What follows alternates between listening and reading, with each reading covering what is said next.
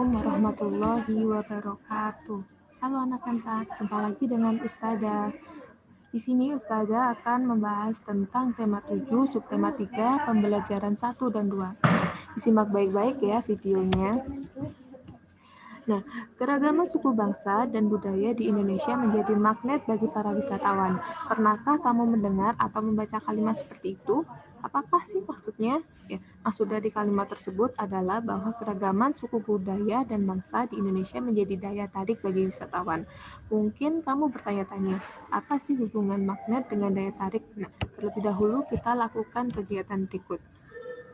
Yang pertama adalah sediakan magnet batang atau magnet mainan yang biasa ditempelkan pada pintu lemari pendingin. Nah, sediakan juga benda-benda seperti ini, seperti jarum pentul, peniti, kerikil, dan daun. Kemudian letakkan di atas meja. Nah, ini adalah gambar magnet. Ini adalah magnet, terus ada pensil, ada daun. Nah, kemudian dekatkan magnet pada benda-benda kecil tersebut.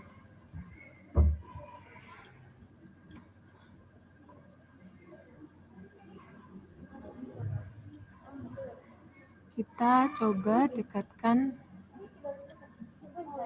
magnet dengan pensil. Kalau misalkan magnet dengan pensil tidak ada daya tarik menariknya. Nah, kita coba dekatkan dengan peniti, jarum pentul. Terjadi tarikan antara kedua benda tersebut. Sedangkan pensil, daun, dan batu tidak terjadi tarikan.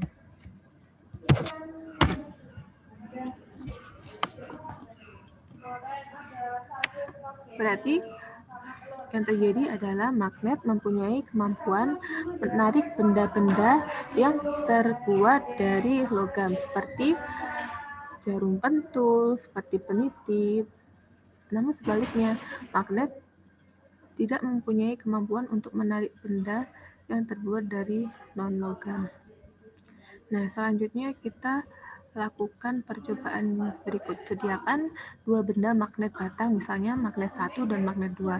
Nah, tandai ujung setiap batang magnet, misalnya A dan B. Dekatkan ujung A dan B, atau dekatkan ujung A dengan A. Kira-kira apa sih yang terjadi? Nah, kalau misalkan A dengan A, terjadi penolakan. Kalau A dengan B, terjadi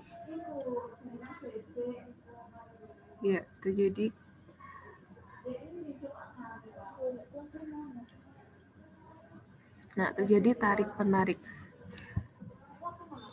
Kalau misalkan B dengan A, B dengan B juga termasuk terjadi tolak-menolak.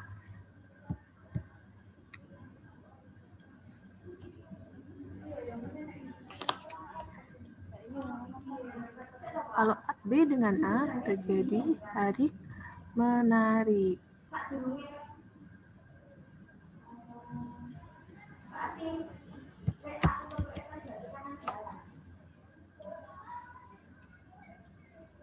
Oke, sebuah magnet mempunyai dua ujung berlawanan. Ujung magnet biasa disebut kutub. Dua kutub magnet yang berlawanan disebut kutub utara dan kutub selatan. Bisa dilambangkan dengan kutub utara sebagai U dan kutub selatan sebagai S. Jika dua magnet didekatkan pada kutub yang sama, maka tadi terjadi tolak-menolak. Sebaliknya, jika dua magnet didekatkan pada kutub yang berbeda, maka akan terjadi tarik-menarik. Jadi kesimpulannya yaitu magnet mempunyai kemampuan menarik benda-benda yang terbuat dari logam. Interaksi dua buah magnet misalnya dengan didekatkan akan menimbulkan gaya. Gaya itu disebut gaya magnet. Jadi gaya magnet adalah gaya yang dihasilkan ketika dua magnet atau lebih saling berinteraksi. Kira-kira manfaatnya apa sih dari magnet tadi? Yaitu salah satunya adalah dapat membuat kompas. Kompas sendiri adalah alat penunjuk arah utara dan selatan. Pada kompas terpasang sebuah magnet berbentuk jarum. Jika diletakkan mendatar, jarum kompas akan selalu menunjukkan arah utara dan selatan. Oke. Yang selanjutnya.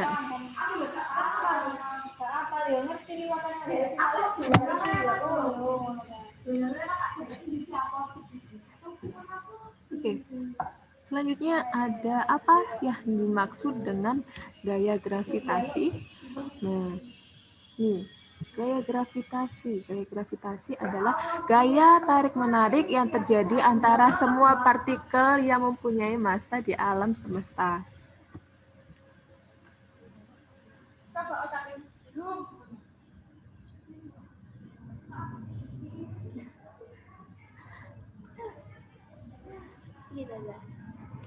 Gaya gravitasi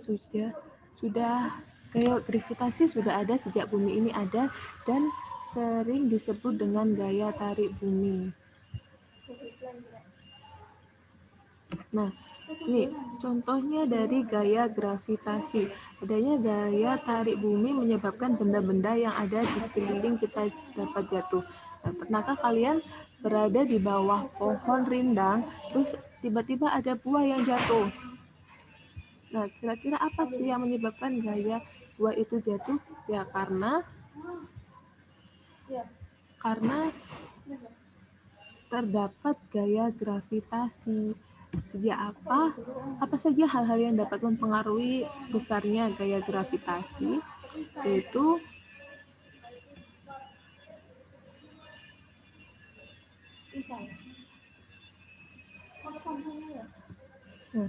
ini berat dan bentuk benda. Kalau misalkan ada sebuah apel dengan berat dan bentuk yang sama, jadi itu bisa jatuh. Oke, selanjutnya apa sih kesimpulan dari gaya gravitasi itu tadi? Gaya gravitasi adalah gaya yang disebabkan oleh gaya tarik yang dihasilkan oleh bumi. Nah, jika tidak ada gaya gravitasi, apa yang terjadi? Semua benda yang dilemparkan ke atas dapat mudah hilang karena melayang di angkasa. Oke, selanjutnya apa manfaat dari gaya gravitasi? Ya, dapat menahan benda-benda agar tetap berada di bumi. Contohnya peristiwa yang menunjukkan gaya gravitasi yaitu jatuhnya buah yang sudah matang dari dahan pohon ke tanah.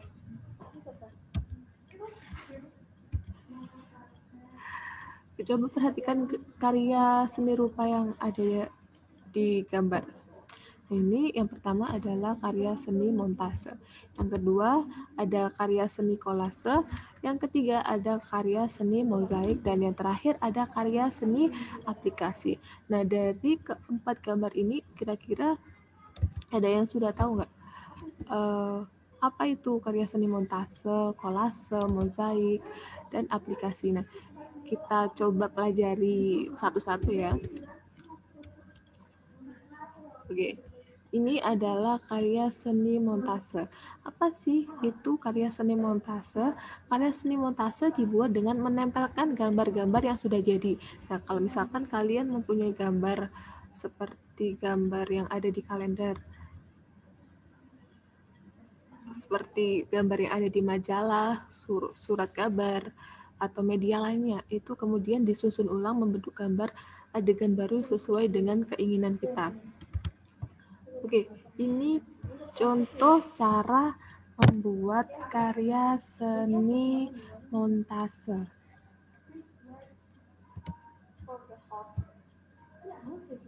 Ya, yang pertama, tentukan tema karya, misalnya tentang keragaman budaya di Indonesia.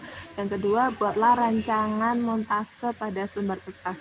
Alat dan bahan ini ada lem, kertas, gambar-gambar, ada gunting. Nah, kita kemudian gunting gambar yang akan kita gunakan pada karya seni tersebut.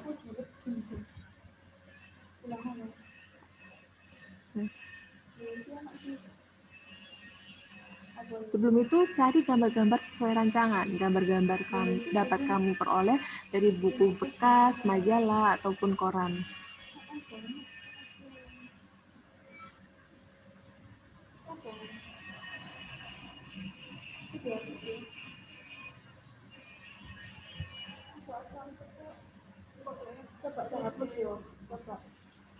Nah, sesudah menggunting gambar-gambar yang telah diperoleh, kemudian kita rekatkan potongan gambar-gambar pada kertas sesuai rancangan. Jika perlu, lengkapi dengan gambar menggunakan pensil lalu warnai. Nah, direkatkan dengan menggunakan lem. Nah, ini adalah hasil yang diperoleh dari karya seni montase. Nah, dilengkapi dengan menggunakan pensil, lalu diwarnai agar membentuk karya seni yang indah dipandang mata. Yang selanjutnya ada karya seni kolase.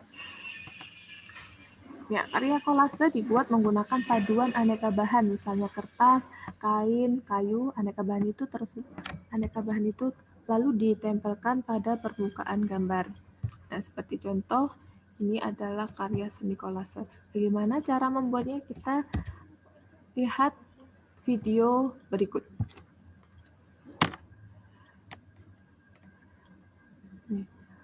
Yang pertama, buatlah gambar pada selembar kertas sesuai dengan tema yang akan dipilih.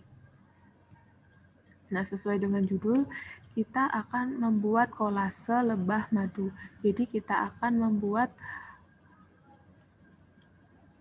gambar lebah madu terlebih dahulu dari daun nangka kering. Nah, di situ ada daun nangka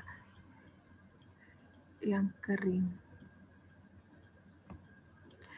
Siapkan bahan kolase, misalnya kertas, kain, kayu, dan biji-bijian. Karena kita akan membuat seni kolase dari daun nangka, jadi kita akan menempelkan daun-daun nangka kering tersebut.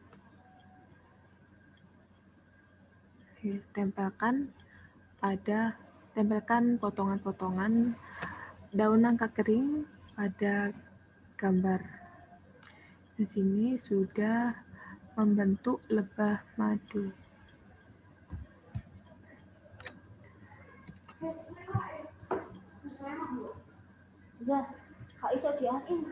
Dibentuk, ditambahi agar menyerupai lebah madu.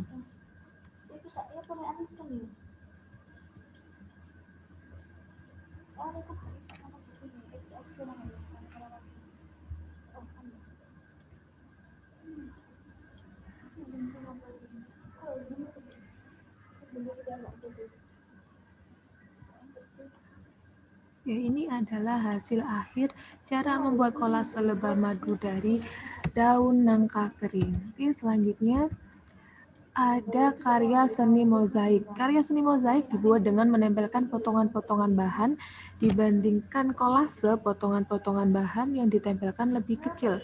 Bahan yang digunakan sejenis, misalnya kertas saja, kaca saja, atau keramik saja. Namun supaya lebih menarik digunakan macam-macam warna, ya, seperti contoh yang ada di gambar. Kira-kira bagaimana sih cara membuat karya seni mozaik? Oke, sekarang kita lihat cara membuat karya seni mozaik.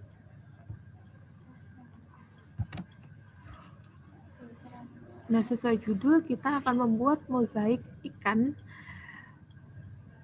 Pertama-tama, buatlah gambar pada selembar kertas sesuai tema yang akan dipilih.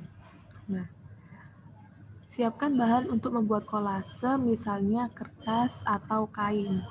Potong-potong kertas atau kain menjadi potongan tipis, potongan-potongan kecil. Lalu kemudian tempelkan potongan-potongan pada gambar.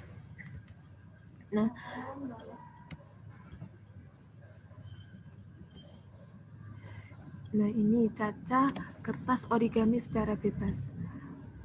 Kalau tadi kertas-kertas saja, keramik-keramik saja, menjadi potongan kecil.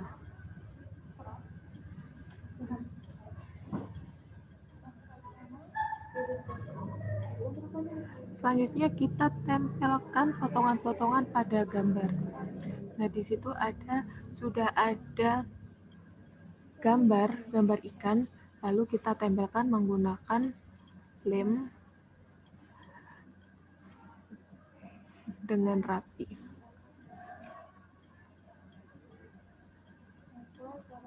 Oke, ini adalah hasil akhir dari membuat mozaik ikan. Seperti di gambar, ada ikan yang dibuat dengan kertas-kertas kecil. Oke, yang selanjutnya ada karya seni aplikasi. Karya seni aplikasi ini dibuat dengan menempelkan suatu bentuk dari bahan tertentu. Karya seni aplikasi banyak diterapkan pada kerajinan kain, seperti kain flanel, kain perca. Kita simak video cara membuat aplikasi kain perca.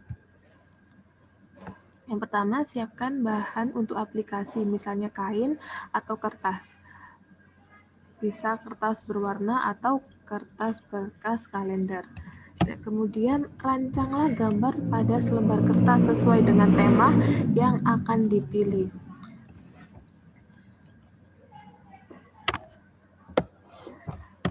Lalu potonglah kain atau kertas menjadi bentuk tertentu, misalkan daun, bunga, binatang, atau bentuk-bentuk lain sesuai dengan gambar rancangan. Di sini ada gambar pot bambu, tanaman kaktus. Kemudian tempelkan potongan tersebut pada benda yang akan dihias. Tempelkan menggunakan lem dengan menjahit jika aplikasi menggunakan kain.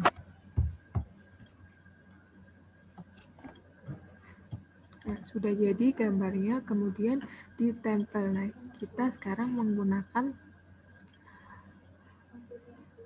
baju buat aplikatornya yang akan ditempelkan. Kemudian jahit tepi gambar dengan motif zigzag. Nah, di sini kalian bisa menggunakan jahitan ataupun dengan menggunakan jahit manual. Bagian tengah pot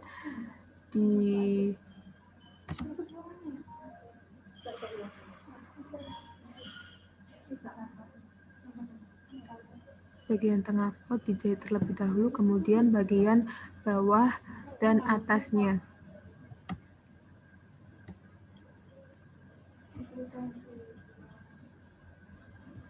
Oke, kalau sudah selesai, ini adalah hasil akhir dari aplikasi kain perca.